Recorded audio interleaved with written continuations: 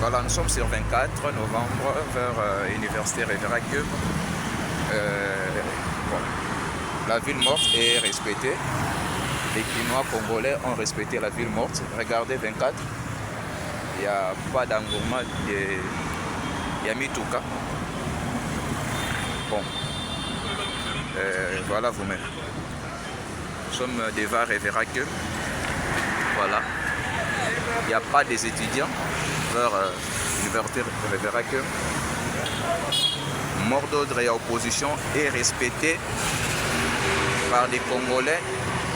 Des bonnes volontés et des bonnes qualités ont respecté. C'est pour cela que 24, il n'y a pas d'engouement. Même des voitures, même des personnes, il n'y en a pas. Voilà. Restez toujours branchés. Restez toujours branchés sur les plateformes Alerte RDC et Songa Congo Télévision. Nous sommes là pour que vous allez toujours informer en temps réel pour les cannabis, ville province à Kinshasa. Voilà. Le mouton 24, l'RTNC, voilà. Place Soyo. Angourma et Batamojo, ils n'en a pas. Vous voyez. Voilà. Nous sommes sur Avenue Nyangwe. Vous avez remarqué qu'il y a silence. Il n'y a pas de monde. C'est l'avenue principale, hein, parmi l'avenue Lingwala. Voilà. Regardez vous-même. Je fais Sabino la séquence en temps réel. Vous avez d'abord la commune à Lingwala, de Kosiyone, puis à Kinshasa, quelques des grandes artères. Là-bas, point chaud. Voilà.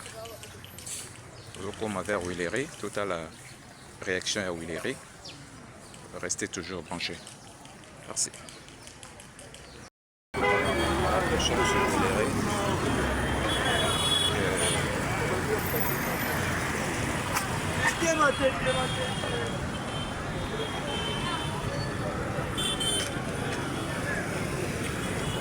Voilà. Réaction à Willery. Pas du monde se vers Willery.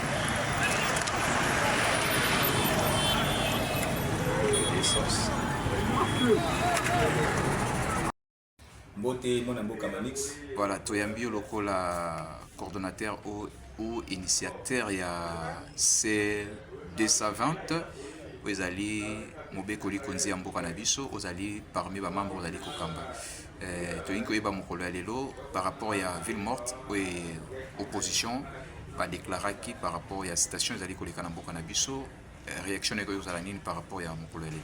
Merci beaucoup pour la précision. Nous allons donc initiateur il y a base 220. Il a ici bloc d'activistes sentinelles pour l'article 220. Alors on a dit pour le moment, nous allons le 11 mouvements citoyens où nous avons le changement de la constitution, à l'occurrence il y a l'article 220 où le limitation de mandat, le pluralisme politique, l'indépendance de la justice, le répartition de la province, nous comme beaucoup, il y a constitution de biso, alors biso bilenge, tout le changement de yango et puis na profiter na micro na yo pour na kolobaki. Donc dès la semaine prochaine, tu vas lancer sortie officielle na biso. Alors par rapport à la journée à l'élo, ba imboka opposition na coalition ya C64 oyo ba épouser mon article 64 de la constitution alinéa 1 et alinéa 2 oyo lobi ki congolais nyonso azali na pouvoir ya kotelemela bokonzi oyo ezali kozwa bokonzi na makasi po yali ko s'exercer na violation de la constitution congolais tout a droit kotelemela yi.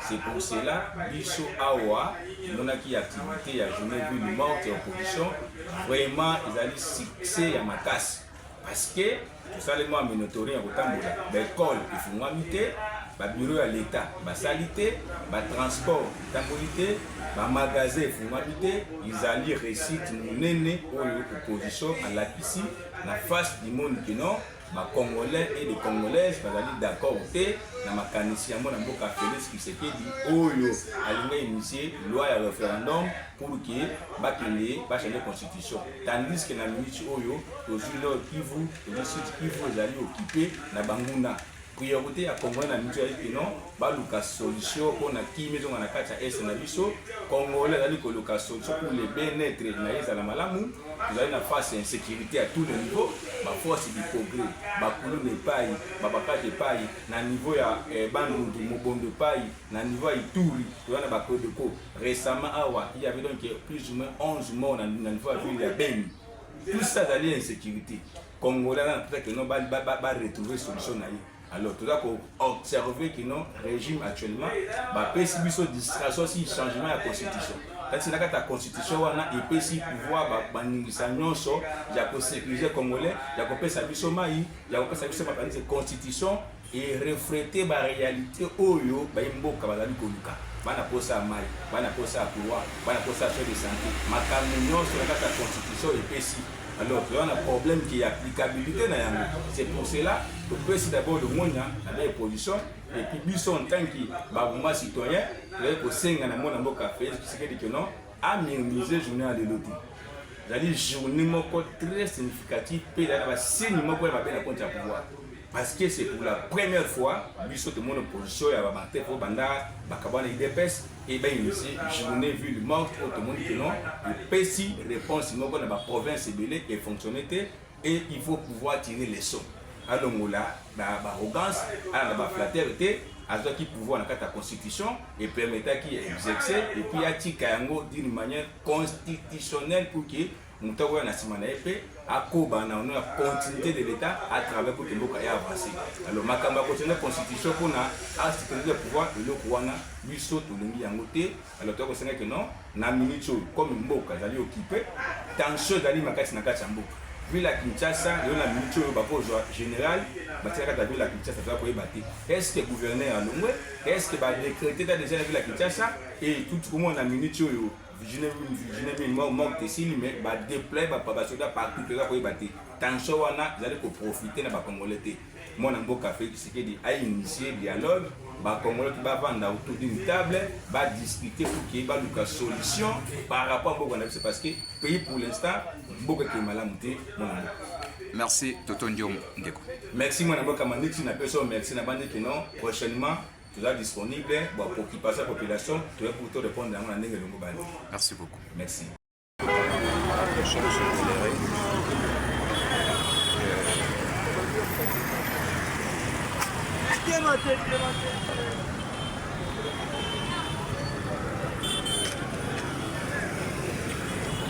Voilà. L'élection est libérée. Pas du monde juste vers où les sauces.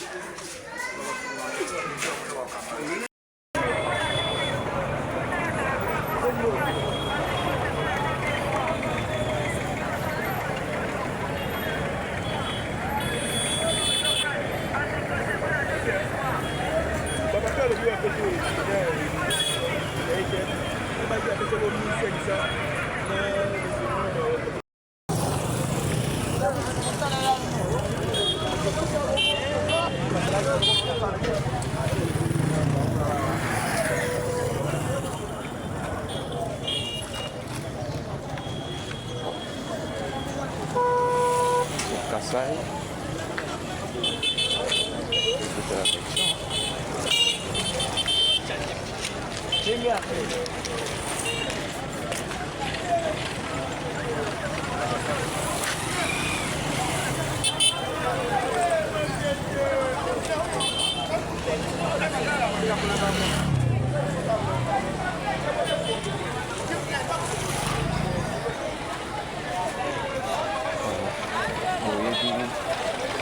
Kasai koto obenga suma zebida oyebi ya mouvement ya bato bazalaka awa bantu bayaka kosomba babiloko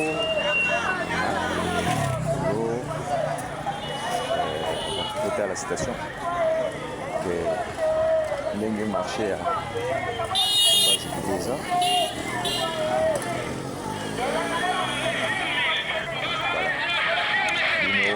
On a donné toujours là avec beaucoup de réflexions. Le message, il y avait le mot qui opposition. Est-ce que Ezala qui bien transmis? Est-ce que la population a accepté le mot d'ordre et opposition ou pas?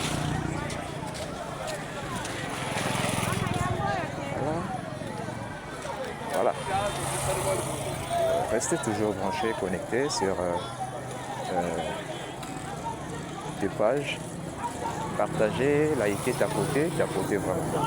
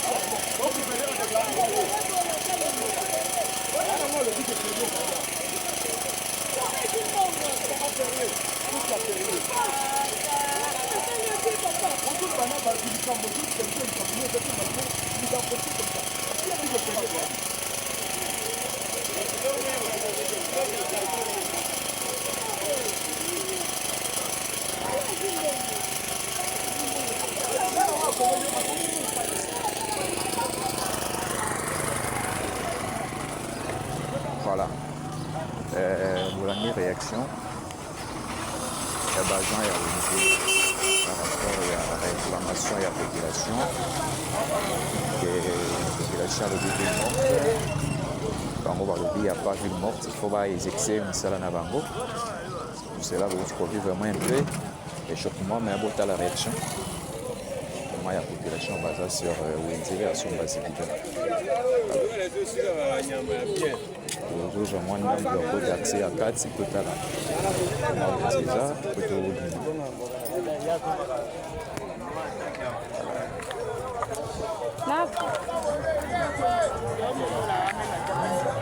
Voilà, total son avis.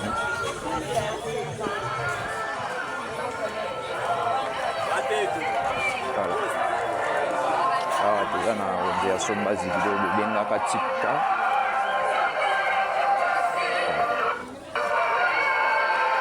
C'est une petite crochet. Le crochet, le monde de la messe.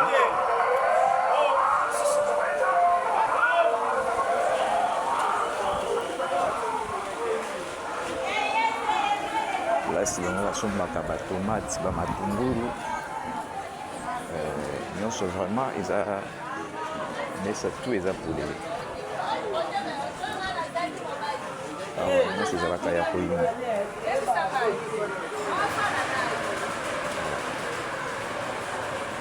Total à Nengue va marcher pour ça reste que c'est pour cela que nous sommes là. Là, il y a dit nous toujours vivre une réalité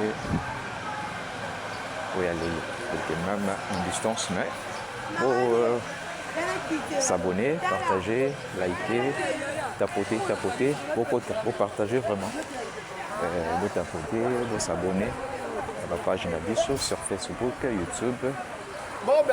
TikTok, vraiment, vous partagez aussi, vous partagez vraiment, ça sera une bonne chose. J'espère que vous êtes nombreux et à ce moment de jouer la Nabiso, en temps réel, la réaction et la population sur le marché sur Basilica, même dans le monde sur la ligne Bango.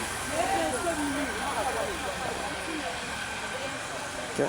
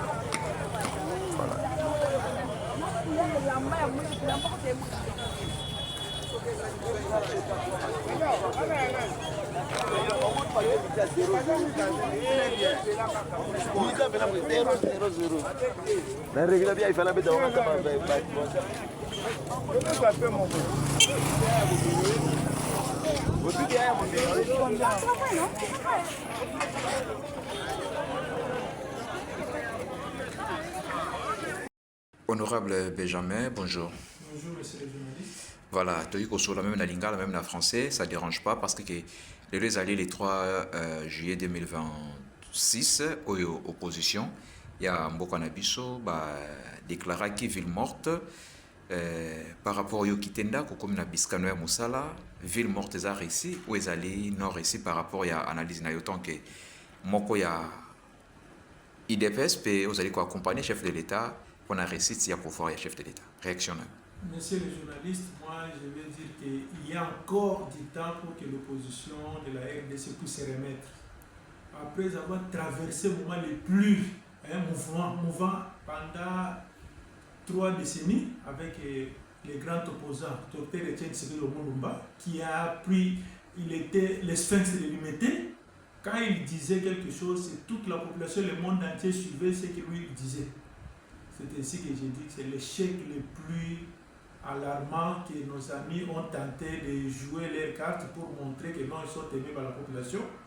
La première des choses, je regrette parce qu'on ne peut pas gérer tout un peuple au Kambabango avec ma menace, que Okobuka Mituka, Okobuka Bango, tout ça. Ça prouve que Bango n'a pas joué le même rôle. parce qu'il se met la peur, la terreur dans l'esprit de la population, parce que quand Etienne parlait, il menaçait pas le régime en place que si les gens ont hésité le matin, c'était pour observer. Présentement, la ville est calme, tout le monde va dans ses travail. Moi, je suis dans mon bureau. Présentement, je travaille. Je suis dans mon bureau pour dire que non, toute la population, ceux qui ont vu le matin, là, les gens hésitaient. Présentement, il n'y a plus de problème. La ville est calme. Sur toute l'étendue de la République, tout est calme. Voilà, lobby qui est calme, qui tend jusqu'au commune de Mosala, mais d'autres populations, d'autres Kinois, lobby qui l'opposition a réussi leur demande à la population adhéré à la vision de l'opposition congolaise. Comment vous avez confirmé que l'opposition a échoué par rapport au lancement de la ville morte? Des journalistes, ceux qui ont l'information, que d'après Bango Babandomi préparé déjà, il y avait un coup et na service na bango ma population pour que comme na mutu ya gouvernement. Oui, d'abord au départ la population est informée que tant aux hommes na ba konzi opposition, ceux qui croient d'abord gérer les Congo demain, bazol ba ke bo battre la mituka bo sala bo or ba pare ba me magabana na bana classe la mituka na bango tango ba lobi ke ba kubuka ba mituka ba kotuma mituka. D'abord au départ que il y a moins hésitation.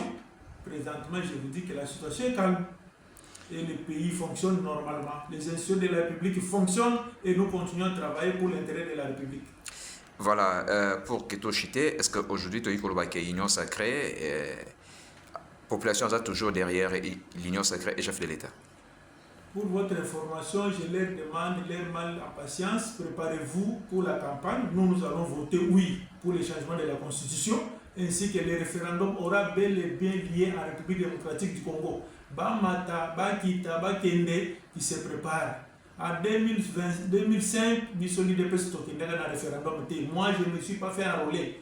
Bango peut pas me préparer. Ce qui va poser la majorité na urne. C'est ça la voie de la démocratie. Vous prenez la démocratie, c'est ça la démocratie. Donc Félix n'est pas dictateur, c'est un grand démocrate en nous amenant au référendum.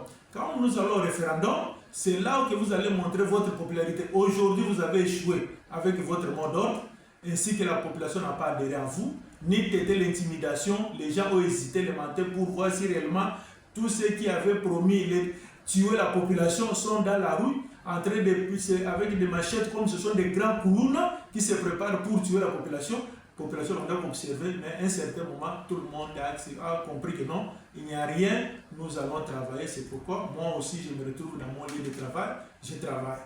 Voilà, honorable Benjamin, évoqué, si je me regarde trop sensible, au Congolais, tout bazar, là vraiment, auprès de Bassan Nabango, changement ou modification de la constitution, non, ce n'est pas le moment, ce n'est pas priorité pour la vie à Congolais, c'est que la priorité, c'est intégrité nationale et cohésion nationale. Comment que ça entre intégrité nationale et modification ou changement de la constitution? Les journalistes, ceux qui ont Congo, présentement, si le chef de l'État dit qu'on ne peut pas refuser à tout un peuple de réfléchir, il y a un député, un professeur d'université qui a présenté les lois référendaires au Parlement, dont c'est un examen. Nous attendons que l'ISO soit un référendum. L'intégrité de le chef de l'État est en train de se battre. Pour votre information, c'est toute l'étendue de la République démocratique du Congo que nous allons voter notre constitution, y compris toutes les provinces de l'Est, là où il y a la guerre nord et sud Kivu. Nous vous assurons que nous allons voter un référendum. Aucun parti du pays ne sera épargné ou laissé ou abandonné. Les chefs de l'État sont en train de déployer tous les moyens de défense, des services de sécurité, l'armée, les Ouazalendo sont sur pied pour récupérer le territoire national et amener tous les Congolais au référendum. Nangape, elle sera parmi les Congolais, soit pour un référendum.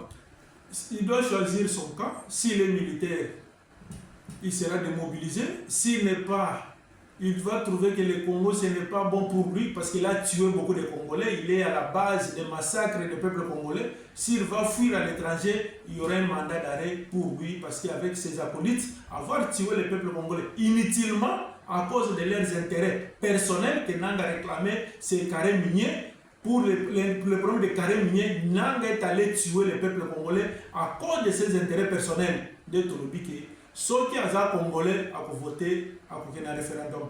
S'il se croyait être à l'écart, s'il se fait isoler ou bien ceux qui ont abandonné, ceux qui ont voté, la vie de Nanga ne nous concerne pas nous les Congolais. La vie de Nanga, nous les Congolais, surtout que sa place doit être en prison parce que c'est un criminel. Voilà, merci beaucoup, honorable Benjamin. Merci à vous, messieurs les journalistes.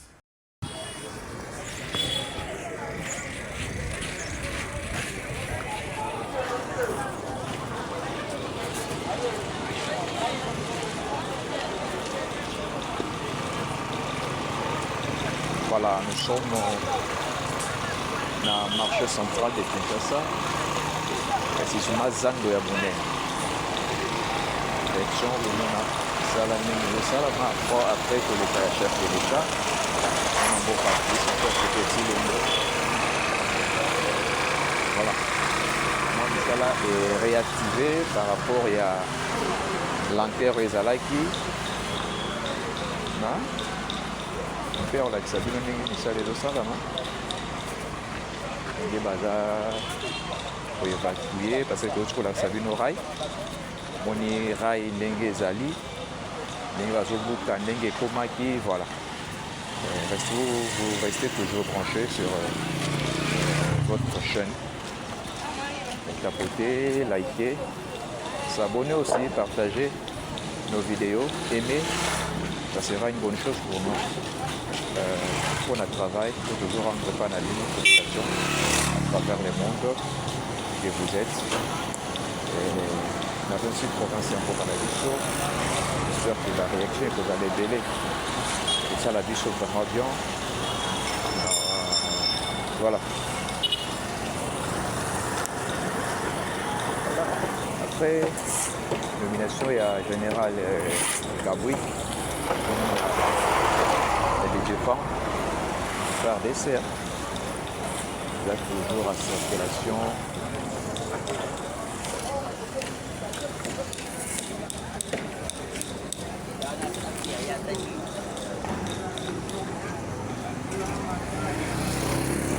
Est-ce que c'est bien comme ça? Oui, c'est un qui a été mon leka comme ça là où est ça la manalomba.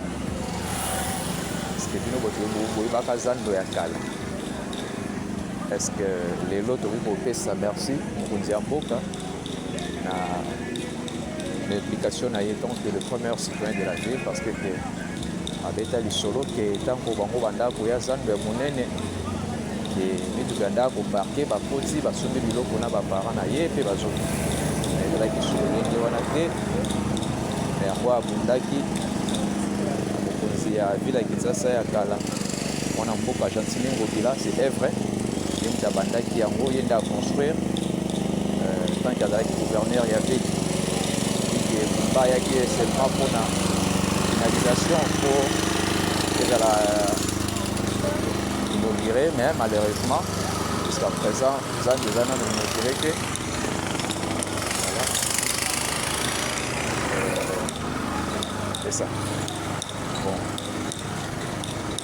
okende ti na prince Kassavu totala eloko nini ezosalama misala ezosalama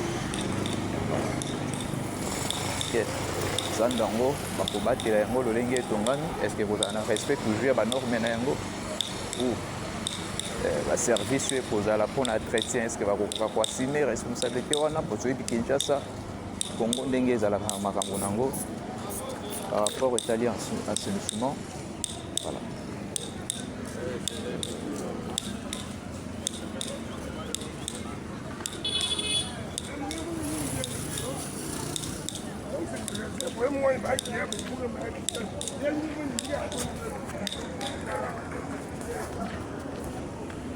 tozomona bapeme ndenge baza vraiment awa ebele ti ya bapeme eza bazini eza nini ne sont pas là pour eux surtout seulement pour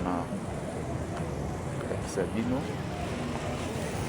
eza nde kokoma robe ya sika oyo Kinshasa elingi elata oyo bamama ya Kinshasa balingi bazwa kala mingi te.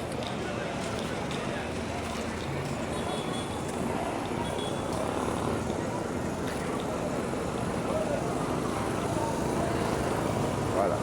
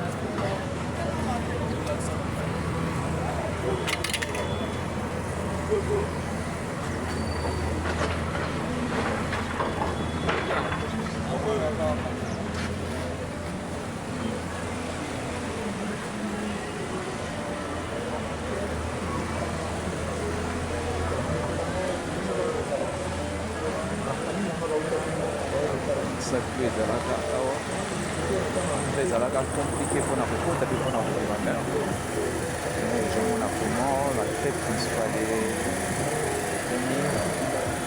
wana elengere moko ya kotambola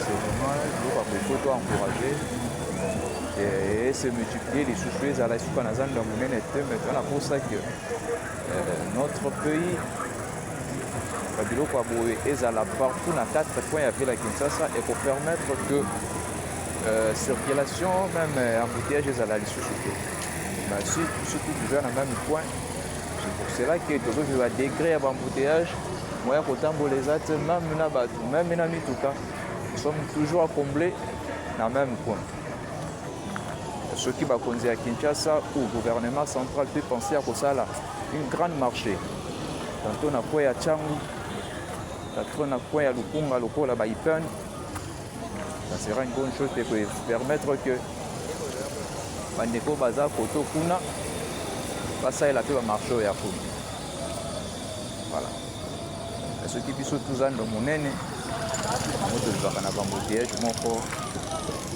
incroyable.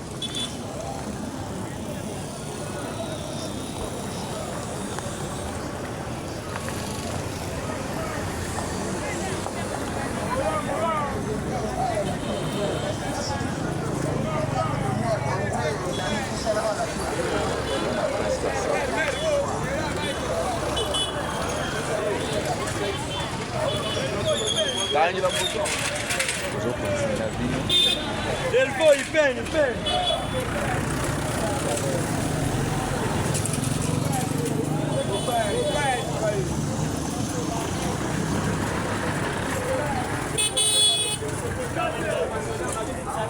Bateu aí.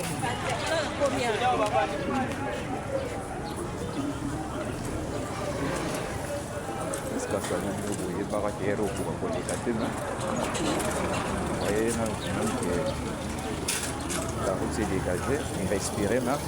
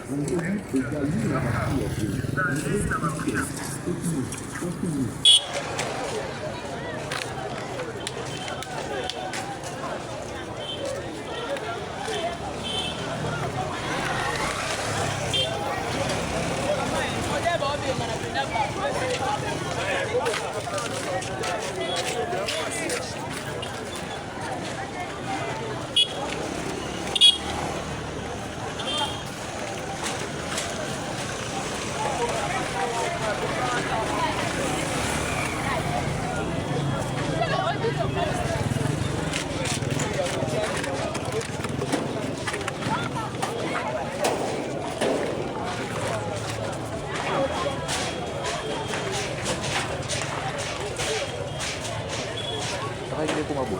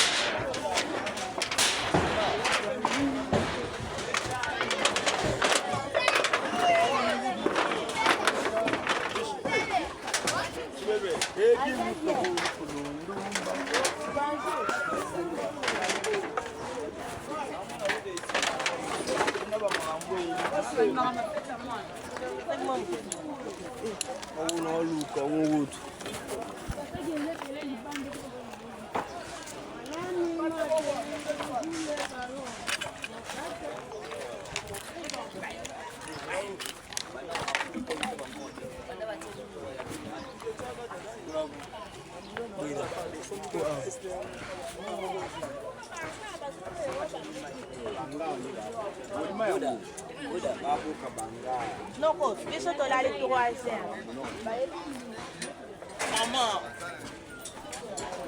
Maman, wana sikho konte.